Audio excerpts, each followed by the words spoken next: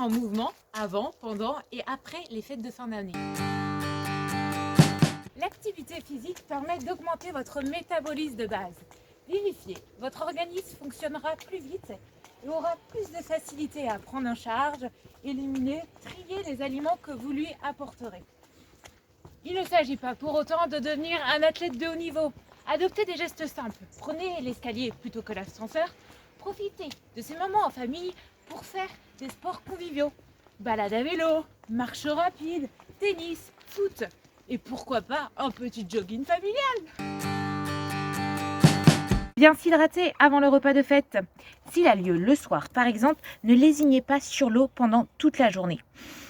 Votre organisme étant composé à 75% d'eau, celle-ci est nécessaire à l'activité de toutes vos cellules et a un fort pouvoir détoxifiant.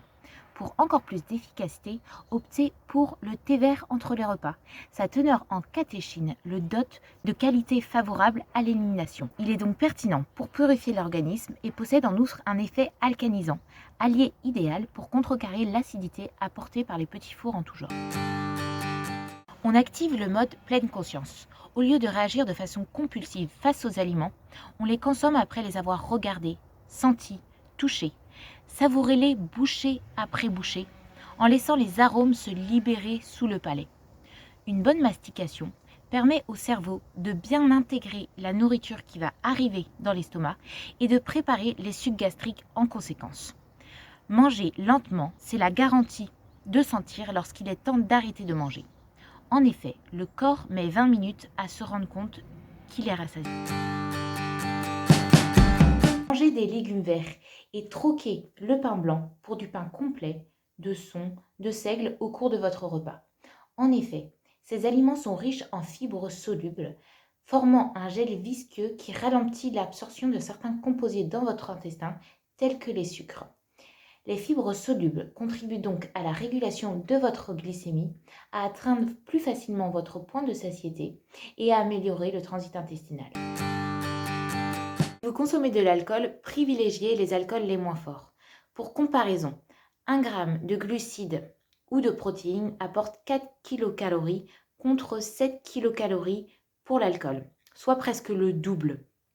Privilégiez donc le vin, le champagne, le cidre, plutôt que la vodka, le whisky, le Cointreau.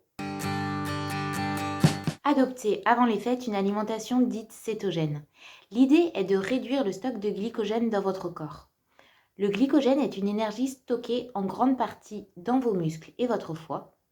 En réduisant votre stock de glycogène, votre corps va fonctionner avec un autre type d'énergie, les graisses. Ce fonctionnement est appelé cétose. Votre corps va donc brûler les graisses stockées pour fonctionner. Vous allez donc de ce fait perdre du poids. Dormir suffisamment. Une seule nuit sans sommeil provoque une dérégulation du métabolisme glucidique, vous rendant prédiabétique la journée qui suit.